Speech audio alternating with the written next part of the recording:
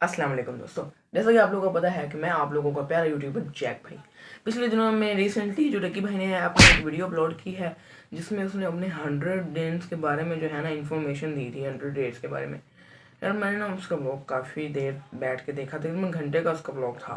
देखा मैंने इसकी वीडियो तो मुझे ना उसकी वीडियो ना थोड़ी बहुत अच्छी लगी और दिल तब मेरा रोना शुरू हो गया जब उसने ये बात की थी। प्रोग्राम देखते हो और ये मैं क्या बताऊँ यार, मैं तब बड़ा हेल्पलेस होता हूँ। मैं समझ नहीं आती कि मैं क्या करूँ और किस तरह इससे निकलूँ। मैंने क्या किया ऐसा? डक्की भाई ने यार ये वाली बात की थी कि मैंने जो है अपने बारे में कि मैंने उनको जो 23 दिनों के अंदर जो उसने वीडियो के बारे में बताना था वो मैंने 30 मिनट के अंदर बता दिया। शुरुआत करते हैं डक्की भाई की कि कैसे ये कुछ हुआ उसके साथ और क्या हुआ, ये आपको फुली एक्सप्लेन करते हैं इस वीडियो के अंदर।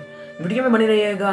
वीडियो चैनल पर नए हैं तो चैनल को लाइक शेयर सब्सक्राइब लाजमी करेगा। स्टार्ट करते हैं अपनी वीडियो को। फर्स्ट ऑफ ऑल जो डक्की है ना उसको जो है ना एशिया की तरफ से इनके पूरे पाकिस्तान में सबसे पहले उसको सिर्फ डक्की भाई को इनवाइट किया होता है, जिसमें डक्की भाई जो इनवाइट करते हैं उसको तो वो बड़ी खुशी तरीके से जाता है। लेकिन ना मैं एक चीज़ कह सकता हूँ, जब बंदे के पे किसी चीज़ का जुर्म होता है ना तो उनको चाहिए सबसे पहले उसका जुर्म बताएं, लेकिन डक्की भाई को उन लोगों ने जुर्म नहीं बताया। ये बात बहुत ज़्यादा गलत थी। डक्की जाता है एयरपोर्ट की तरफ तो तकरीबन ना वो जब जाता है एयरपोर्ट पे तब ना उसको पकड़ लेते हैं। अब पकड़ते क्यों है ना वो उसे बताते हैं, वो कहते हैं उस पर तुम्हारे पे FIR है। डक्की जो है ये सुन के थोड़ा बहुत घबरा जाता है, जो अरूब होती है वो भी थोड़ी बहुत घबरा जाती है। उनको लगता है छोटा मोटा मामला है, लेकिन ना वो किसी तरीके से ना कहते हैं अरूब को कि नहीं अरूब आप अगर आपने जाना तो अरूब चले जाए, लेकिन अरूब नहीं गई। वैसे ना अरूब के लिए अप्रिशिएट होना चाहिए क्योंकि अरूब ने डक्की का साथ दिया, जबकि रजब भट्ट की बीवी ने इसका साथ नहीं दिया। और रजब भट्ट वैसे मुझे नहीं पसंद क्योंकि उसके लिए उसके खिलाफ ऑलरेडी मैंने 3-4 वीडियो बना चुका हूँ। अच्छा जी, तो अब जो डक्की को जब वो इमिग्रेशन वाले लेके जाते हैं, ठीक हो गया।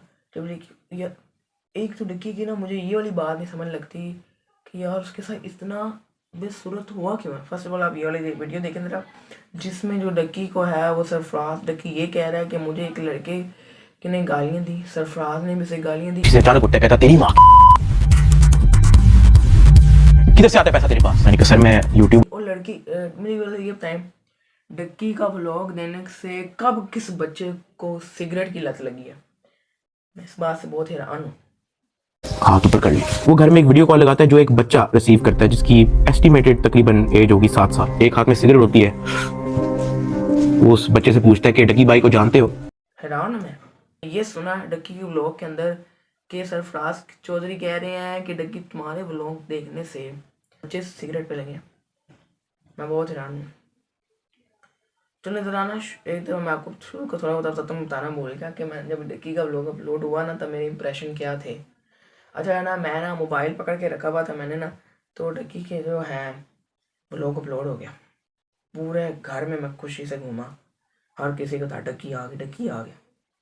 तो मैं बड़ा एक्साइटेड था कि डक्की के व्लॉग में आके डक्की के साथ हुआ क्या है, क्या हुआ मैं भी ज़रा सुनूं। तब मैंने जो डक्की के साथ डक्की का सारा व्लॉग देखा और मैंने तब रो पड़ा जब मैंने वो आपको सीन शुरुआत में मैंने आपको बताया कि भैया ने उसके साथ बहुत बुरा हुआ। अच्छा यार ये जो आगे एक तो ना सही है उसके लिए बिग ब्रदर, जिसको डक्की ने हीरो का नाम हमारा रखा है डक्की ने बिग ब्रदर। छोटी छोटी आपको ना मेन बात बताते हैं। डक्की के साथ उन्होंने बताई सी बात है बहुत बुरा किया। बताई सी बात है मैं भी बहुत इस बात पे हैरान था, डक्की के साथ इतना उन्होंने बुरा किया। और दूसरा मैं डक्की का बहुत बड़े फ़ैन हूँ। अब जब डक्की है इमिग्रेशन से होता है उसको बताते हैं हमारे पर FIR है, उसको ले जाते हैं एजेंसी वाले। उसके ऊपर उसका ना 23 दिन का रिमांड होता है। डक्की 23 दिनों का रिमांड की जो इन्फॉर्मेशन होती है वो डक्की 30 मिनट के अंदर 23 मिनट के अंदर। अच्छा जब मुझे इस चीज़ के बारे में मालूमात पर पता चलती है कि डक्की के साथ या इन लोगों ने इतना बुरा किया, तब मैं भी जो हूँ मैं बहुत ज़्यादा हैरान हो जाता हूँ। तब मैं रो पड़ता हूँ, यानी कि यार एक इंसान के साथ इतना बुरा ओवर वो बता रहा था। अच्छा जब वो ना जो है ऐसा क्या है बिग ब्रदर, हाँ बिग ब्रदर डक्की ने भी कहा था तो मैं भी उसका ये कहूँगा मुझे कौन सी नॉलेज है कि वो आखिरकार था कौन। जब डक्की से उन लोगों ने पैसे लिए थे 9 करोड़ पहले लिए, लेकिन डक्की ने ये बात जब फैला दी ऑफिस में तो वो बात फैलती गई, वो जाके बड़े अफसर की तरफ पहुंच गई। तब उन्होंने ना ये 9 करोड़ ना जो उन्होंने डक्की से लिए थे उन्होंने क्या दिया, हमने ये से जमानत लिए बरामद किए, उन्होंने कोर्ट में दे दिए। अब जो था सरफराज चौधरी वो यार हैरान कि हमारे तो खाते में कुछ आया ही नहीं। उन्होंने डक्की की बीवी को धमकी दी कि हम तुम्हें डाल देंगे जेल में, और उसने डक्की को भी धमकी दी कि तुम्हारी बीवी को हमने FIR कर देनी, उसे हमने जेल में डाल देना, हमें 60 लाख रुपए दो। वैसे ना 1 करोड़ मांगा था उन्होंने, लेकिन कम करते करते 60 लाख उन्होंने ले लिया। तब बिग ब्रदर की एंट्री हुई। टाइम पहले मैंने आपको कहा था कि बिग ब्रदर एक बंदा आपने याद रखना है। ये बिग ब्रदर इस बार फिर से NCCI ऑफिस आता है, लेकिन ये इस बार वो जाके डक्की से पूछता, डक्की तुमसे किसी ने पैसे लिए? तो डक्की से जानता नहीं था। डक्की ने कहा नहीं, मुझे मालूमात ही नहीं है इसके बारे में। नहीं, डक्की ने कहा नहीं। तब बिग ब्रदर ने कहा अगर है किसी ने लिया तो मुझे बता दो। तब डक्की नहीं जानता था, उसने नहीं बताया।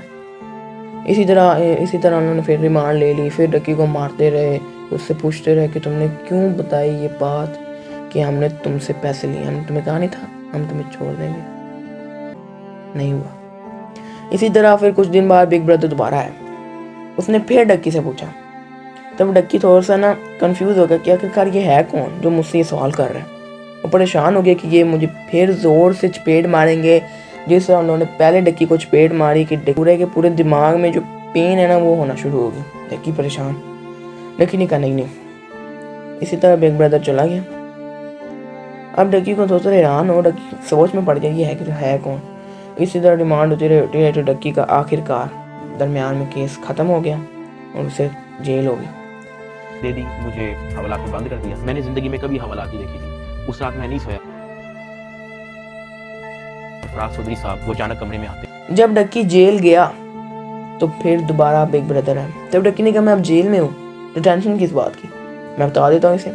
डक्की ने फौरन इसको बता दिया। वो कहा तुमने मुझे टेंशन नहीं लेनी, जिसने तुम्हारे घर वालों के साथ तुम्हारे साथ बुरा किया मैं उनको छोड़ूंगा नहीं। अब मैं बताता हूँ ये जो बिग ब्रदर है ये है कौन।